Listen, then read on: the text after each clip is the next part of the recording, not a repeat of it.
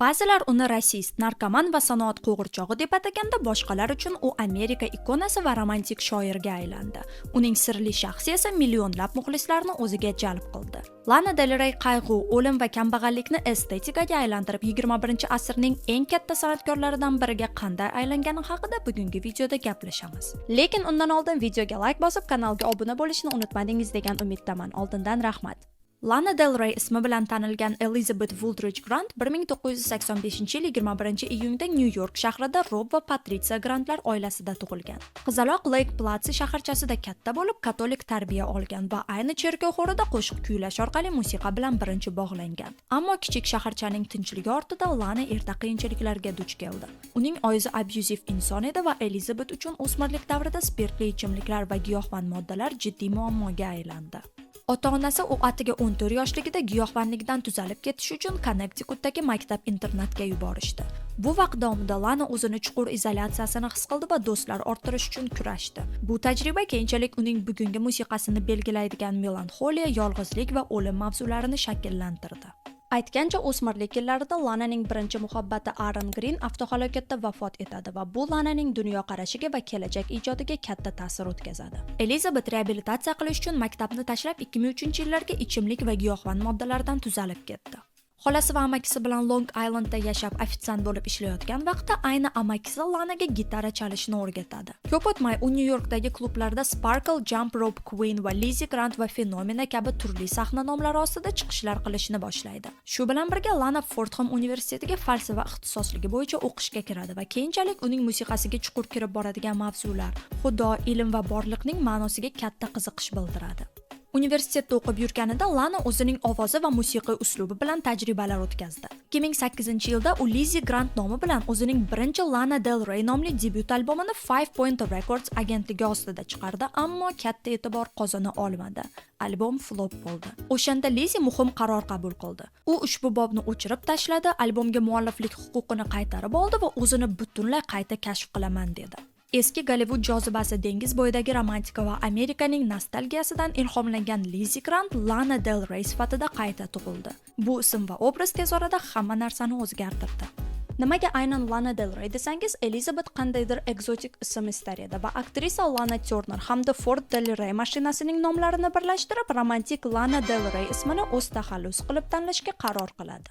2011-yilda Lana Video Games va Blue Jeans qo'shiqlari uchun web-kamera tasvirlari bilan aralashtirilgan vintaj kliplarni birlashtirib, o'zi tayyorlagan videolarni YouTube'ga yuklaganida kutilmagan narsa sodir bo'ldi. Video Games deyarli bir kechada viruslanib ketdi, Lana esa noma'lum san'atkordan internet fenomeniga aylandi.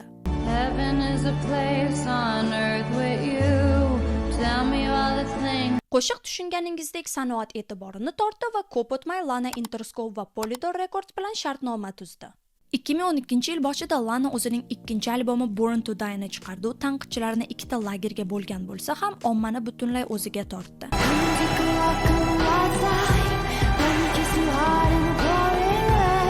SNL ijrosi vokal tomonidan zaiflikda ayblanib qattiq tanqid qilinganiga qaramay, albom butun dunyo bo'ylab chartlarda katta o'rinlar egalladi. Jumladan Billboard 200 da ikkinchi o'rinda debyut qildi va 3,4 milliondan ochiq kopiyalarda sotilib, 2012-yilning eng mashhur albomlaridan biriga aniq aylandi. 2024-yilning fevraliga kelib Born to Die albomi Billboard 200 chartida 520 hafta, ya'ni 10 yil o'tkazdi va Lana Del Rey bu marraga erishgan ikkinchi ayol xonandaga aylandi. Birinchisi bu Adele va uning 21 albomi. Born to Die'ning bunday katta muvaffaqiyatga erishganining sababi bitta aniq musiqiy uslubni kuchli singllar va o'ziga xos vizual strategiya bilan birlashtirgani. Video Games, Born to Die, Blue Jeans, National Anthem kabi treklarning radioda o'rni katta bo'ldi. Summertime Sadness esa xalqaro hitga aylandi. O'zim ham Lananing ijodi bilan ayni shu qo'shiqdan keyin tanishganman. Esimda maktabda ko'p sinfdoshlarim uning muxlisi bo'lar edi va ayni Summertime Sadnessni tinglashni tavsiya qilishgan. Sizlar Lananing ijodi bilan qanday tanishgansiz? Qaysi qo'shig'ini birinchi eshitgansiz? Albatta izohlarda bo'lishing. Vaqtdan foydalanib barchangizni o'z Telegram kanalimga taklif qilaman agar shou biznes va Gollivud yangiliklarini kuzatib borishni istasangiz. Bundan tashqari Instagram sahifamga ham havola ekranda hamda video opisaniyada bo'ladi. O'sha paytdagi musiqa arenasida mashhur bo'lgan EDM va quvnoq raqs musiqa uslublariga qarasak, Lananing past ovozdagi melanxolik vokal uslubi boshqalardan ajralib turardi. Vizual ravishda albomning vintage amerikana estetikasi uning musiqiy videolari va promotion materiallarida yaqqol ko'rinib turardi. Buni ustiga Amerikada o'sha yillar Tumblr platformasi mashhur bo'lganligini ham unutmaylik. Born to Die estetikasi u yerda tez tarqaldi, muxlislar tomonidan yaratilgan tahlillar va sitatalar albomni bir madaniy lahzaga aylantirishga yordam berdi. Xuddi shu vaqtda Lana Del Rey o'zi aslida industry plant, ya'ni sanoat qo'g'irchog'i bo'lgani haqida gaplar ham tarqaldi. Bundan oldingi videoda biz Blackpink misolida industry plantlar haqida gaplashgandik. Lana organik va faqatgina o'z iste'dodi uchun ko'tarilgan san'atkordek ko'rinishiga qaramay, u yashirincha pul, strategiya va aloqalar bilan qo'llab-quvvatlangan. Tanqidchilarning ta'kidlashicha, video games viruslanishidan oldin Lana allaqachon turli nomlar ostida bir nechta loyihalarni chiqargan, professional prodyuserlar bilan ishlagan va otasidan moliyaviy yordam olgan. Uning to'satdan ko'tarilib ketishi, noma'lum indie qo'shiqchi Lizzy Grantdan to'liq shakllangan va o'z vizual estetikasiga ega Lana Del Reyga aylanishi ba'zilar uchun juda shubhali tuyuldi. Skeptiklar bu tasodifiy emasligini, balki Lana ayni Tumblr davriga to'g'ri kelganini ta'kidladilar. Lananing otasi o'ziga to'q insonligini ham unutmaylik va u qizining karyerasining boshida uni qo'llab-quvvatlagan. Lana o'zini kambag'al oilada o'sgan qizdek tasvirlashga urinsa ham. Lananing qo'shiqlarida kambag'allik va oddiy narsalarni ham romantizatsiyasini eshitsak bo'ladi va nimaga Lana o'zi boy bo'lib turib o'zini kambag'al ko'rsatishga urinadi degan savollar kam emas. Buni ustiga yuzlab qo'shiqchilar yillar davomida orzu qiladigan imkoniyatni Lana bitta qo'shig'i viruslanganidan keyin qo'lga kiritgani, ya'ni Interscope Records bilan shartnoma tuzgan, uni sanoat allaqachon ko'z ostiga olib qo'yganini isbotlagandek edi. Rostini aytsam, shou biznesda parda ortida nima bo'layotganini bila olmaymiz, lekin Lana Del Rey chindan ham industry plant bo'lsa, bu ko'p narsani o'zgartirmaydi, chunki u o'z iste'dodi bilan musiqaga yangilik kiritdi va ko'p muxlislarning yuraklarini qozona oldi. Deylik, qandaydir iste'dodsiz san'atkor industry plant bo'lsa, unda jahliz chiqsa yarashadi, lekin agar chindan ham iste'dodi bor san'atkorlar industry plant bo'lib chiqsa, menga shaxsan katta farq qilmaydi. Sizlar Lanani o'zi industry plant deb hisoblaysizmi? Bunday mishmishlar haqida qanday fikrdasiz? Izohlarda yozib qoldiring. 2012-yil oxirida Lana Del Reyning imiji musiqadan tashqari global brendga aylanayotgan edi. Jaguar reklamasi, H&M'ning kuzgi kolleksiyasi va Met Galada chiqish qilish bilan birga Lana o'zining 3-mini albomi Paradise chiqishiga tayyorgarlik boshladi va Ride singlini musiqiy platformalarda chiqardi.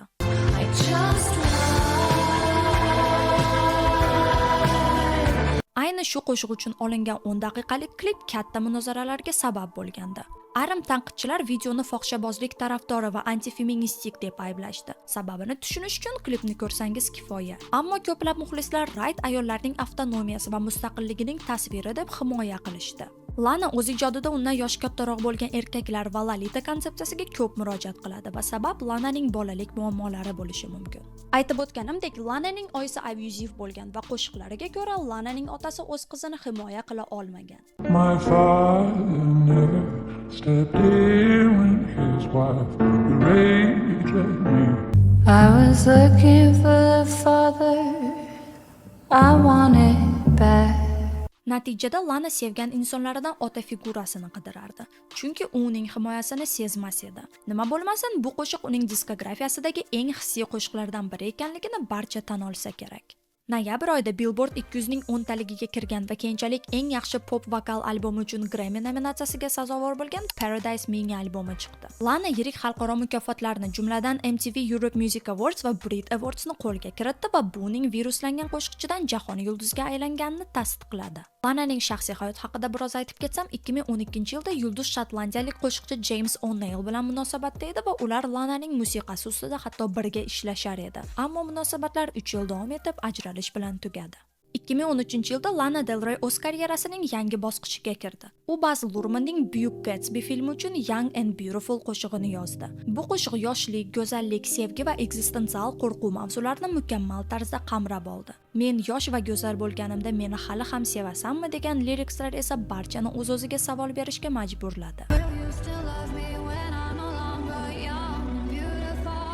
Ushbu trek Lananing eng taniqli qo'shiqlaridan biriga aylandi. Filmdan tashqari ham juda katta hit bo'ldi va Billboard Hot 100 chartida 22-o'rinni oldi. 2012-yilda Born to Die chiqqandan so'ng Lana yangi albom chiqarishni rejalashtirmagandi. Biroq 2013-yil noyabriga kelib u material to'plab, keyingi to'liq albom ustida ishni boshladi. Va natijada 2014-yilga kelib Lananing 3-studiyaviy albomi Ultraviolence dunyoga keladi. Ultraviolence o'zi keragidan ortiq zo'ravonlik deb tarjima qilinadi va albom Anthony Burgessning Clockwork Orange nomli asaridan ilhomlantirilgan. Bu konseptual albom bo'lib, Lana bundan oldin kuylagan mavzularini yana bir bor o'rganadi. Zo'ravonlik, sevgi, o'smirlik, xiyonat, pul va giyohvandlik. Ayni shu albomda tinglovchilar birinchi bor Jim bilan tanishadilar. U kim desangiz, aniq hech kim bilmaydi. Lana bir nechta qo'shiqlarda uni bir kult yetakchisi, boshqasida o'z sevgilisi deb ataydi. Ba'zi muxlislar Jim ostida alkogol nazarda tutiladi desa, boshqalar uning birinchi muhabbati, yana boshqalar esa Lana xayolida to'qib chiqargan sevgilisi deydi. Blessed with beauty and rage. Jim told me that Jimmy pulls up in his blue Chevy Nova. I have been dying for him to come over. Va albatta Lana sevgan o'lim mavzusini ham unutmaylik. Shu yili bergan intervyusida Lana allaqachon o'lganimda yaxshiroq bo'lardi degan va The 27 Club haqida ham aytib o'tgan. The 27 Club bu 27 yoshida vafot etgan mashhur musiqachilar va san'atkorlarga tegishli bir sirli fenomen bo'lib, ko'pincha katta shon-shuhrat, giyohvand moddalarni suiiste'mol qilish va xavfli turmush tarzi bilan bog'liq. Jim Morrison, Kurt Cobain va Amy Winehouse kabi qo'shiqchilar Club 27 ning a'zolari va qurbonlari bo'lib hisoblanadi, chunki 27 yoshga to'lmay vafot etishgan. Lana ayni shu 27 Clubga qo'shilish u uchun sharaf bo'lishini aytdi va bu ko'p muxlislarni hayron qoldirdi. Bundan tashqari Ultraviolence-dagi qo'shiqlar oiladagi zo'ravonlikning romantizatsiyasida ayblandi. Eng ko'p munozaraga sabab bo'lgan so'zlar bu "He hit me and it felt like a kiss", ya'ni u meni urdi va bu bo'sa kabi his qildi degan qatori edi. Nima bo'lsa ham albom tanqidchilarga yoqdi va ular Lananing bastakor sifatida iste'dodini alohida ta'kidladilar. 2015-yil sentyabr oyida Lana The Endless Summer gastrol turida bo'lib, o'zining 4-studiyaviy albomi Honeymoon-ni chiqardi hamda The Weekndning Beauty Behind the Madness nomli albomi uchun Prisoner qo'shig'ida kollaboratsiya qildi. O'ylaymanki, bu ikkala san'atkorning kollaboratsiyalari nafaqat sanoatga, balki muxlislarga ham juda yoqadi. Misol 2016-yilning oxirida Del Rey Weeknd bilan Starboy albomida ham hamkorlik qildi. Lananing ovozini Party Monster va Stargirl Interlude'da eshitishimiz mumkin va bu hammasi emas. O'zi sizlar Lana Del Reyning qaysi kollaboratsiyasini eng ko'p yoqtirasiz? Weeknd bilan bo'lgan qo'shiqlari haqida qanday fikrdasiz? Kommentlarda javoblarni yozib qoldiring. 2 yillik tanaffusdan so'ng Lana Del Rey o'zining 5-studiyaviy albomi Last for Life'ni 2017-yil 21-iyulda chiqardi. Lana albom haqida shunday degandi: "Men birinchi 4 ta albomimni o'zim uchun qildim, lekin bu albom mening muxlislarim va umid qilamanki biz birga ketayotgan yo'nalish uchun." Bu albomda bir nechta mashhur yulduzlar bilan kollaboratsiyalarni eshitishimiz mumkin, jumladan The Weeknd, A$AP Rocky, Playboi Carti va boshqalar bilan. Albom ijobiy baholarga sazovor bo'ldi va eng yaxshi pop vokal albomi uchun Grammy nominatsiyasini qo'lga kiritdi. Last for Life'ning asosiy mavzusi bu ko'proq o'z-o'zini sevish, eski albomlardagi zulmat tematikasidan ko'proq optimistik dunyoqarashga o'tish va hayotning oddiy quvonchlarini qadrlash mavzulari ko'tarilgan. Bu albom Lananing eng kuchli albomlaridan bo'lmasa ham, uning ham muxlislari albatta bor. Aytgancha, ayni shu albomdagi Get Free qo'shig'i bilan bitta munozara bog'liq. O'ylaymanki, Radiohead guruhining Creep qo'shig'ini barchamiz eshitganmiz.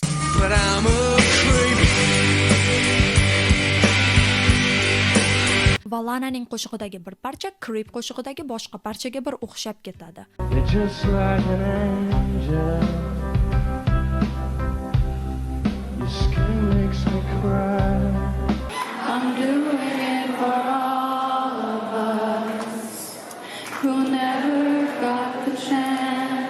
Natijada Get Free plagiatda ayblandi. Eng g'alatisi shundaki, Creep chiqqanida Radioheadni ham The Air That I Breathe qo'shig'ini plagiatida boshqa The Hollies nomli guruh ayblagandi. Parda ortida aniq nima bo'lganini bilmaymiz, lekin Del Rey festivalda chiqish vaqtida nizo hal bo'lgani haqida aytib o'tdi.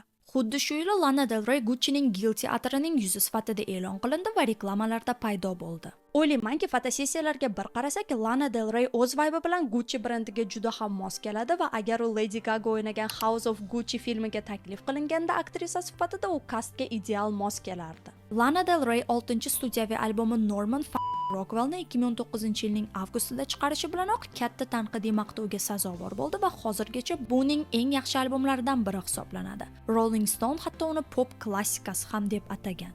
Shaxsan menga ham ayni shu albom juda yoqadi va hozirgacha California qo'shig'ini mazza qilib tinglayman. O'zi Lananing ijodida Amerika uning asosiy ilhomi. 50-60 yillarning kichik shaharchalari, eski yo'llar, vintaj mashinalar, neon chiroqlar, bularning barchasi uning qo'shiqlarida Amerikaning eski hayoti va nostalgiyasini beradi. U oldingi Amerikani chiroyli, romantik, yolg'iz qilib ko'rsatadi va amerikaliklar uchun bu oldingi vaqtlarni eslatadi.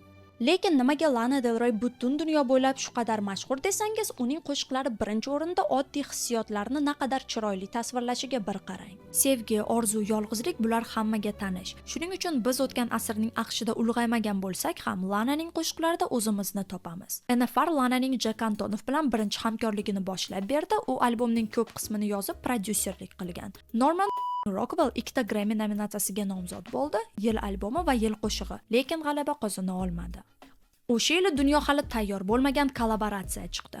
Ariana Grande, Miley Cyrus va Lana Del Rey Charlie's Angels filmi uchun soundtrack sifatida Don't Call Me Angel qo'shig'ini chiqardi. Ammo film flop bo'lganiga yetmay, qo'shiq ham flop bo'ldi. Kimsan Ariana, Miley va Lana ham qo'shiqni qutqara olishmadi va ko'p muxlislarning fikri bo'yicha qo'shiq umuman g'alati edi va san'atkorlarning o'ziga xos stillarini uyg'untira olmadi.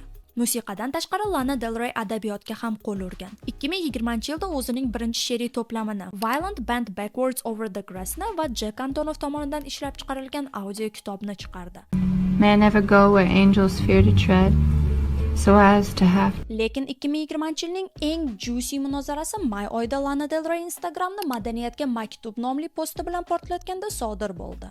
U yerda u nima uchun doimo abyuziv munosabatlarni romantizatsiya qilgani uchun tanqidga duch kelgani, nega boshqa ayol san'atkorlar xiyonat, ehtiros va shu kabi mavzular haqidagi qo'shiqlari uchun maqtovga sazovor bo'lgani haqida gapirib chiqdi. U qo'rqmay Beyoncé, Nicki Minaj, Cardi B, Doja Cat, Ariana Grande va Camila Cabello kabi qo'shiqchilarning ismlarini aytdi. Ya'ni Lananing yumshoq, itoatkor, melanxolik tomoni shu qo'shiqchilarning kuchli, o'ziga ishongan ayollikning ifodasiga nisbatan adolatsizlikka uchraganini ta'kidladi. Lana nozik va hissiyotli bo'lishni targ'ib qilgan bo'lsa-da, ko'p tanqidchilar uni rasizm va o'zini qurbon sifatida ko'rsatishda aybladi va asosan qora tanli ayollarni aytgani uchun uni tanqid qilishdi. Keyinchalik Lana boshqa ayollarga hujum qilmaganini, balki sanoatdagi 200lamachi standartlarni tanqid qilganini aytdi, ammo post allaqachon joylangan edi va bu hodisa hanuzgacha Lana Del Reyning faoliyatidagi eng ziddiyatli vaziyatlardan biri sifatida tilga olinadi. O'zi o'ylab qarasak, Lana Del Rey hech qachon kimdir bilan urushishdan yoki internetda o'z fikrlarini ochiq-oydin aytishdan qo'rqmagan. Misol 2018-yilda Azalea Banks ismli reper bilan bo'lgan janjalda Lana unga nimalar deb tashaganini bir eslaylik. Buni ustiga u o'z muxlislariga ham ajoyib va g'aroyib tweetlar yozib qoldiradi. Bir necha oy avval esa u intervyuda Selena Gomezning turmush o'rtog'i Benny Blanco bakteriyaga o'xshaydi degani juda qiziqarli bo'ldi. Yilning munozaralari shu bilan tugadimi desangiz, qattiq adashasiz. O'zi 2020-yil nima bilan bog'liq desam, barcha Covidni eslasa kerak. Karantin vaqtida Lana Del Rey kitobi chiqishi bilan bog'liq mitingga mana bunday maska kiyib borgandi va barcha uni jiddiy bo'lmaganida va befarqlikda aybladi. Keyingi yil Lana uchun juda produktiv bo'ldi, chunki ikkita albom Chemtrails Over the Country Club hamda Blue Bannisters chiqdi. Chemtrails Over the Country Clubda Lana yana bir bor Jack Antonoff bilan ishladi va albom oila, do'stlar, sevgi va nostalgiya kabi mavzularni o'z ichiga oldi. With you, my sweet love, there's nothing wrong.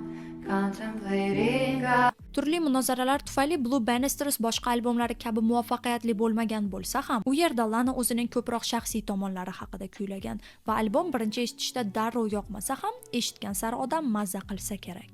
O'zi Lananing qaysi albomini eng ko'p yaxshi ko'rasiz? Bu ikkita albom haqida qanday fikrdasiz? Izohlarda yozib qoldiring.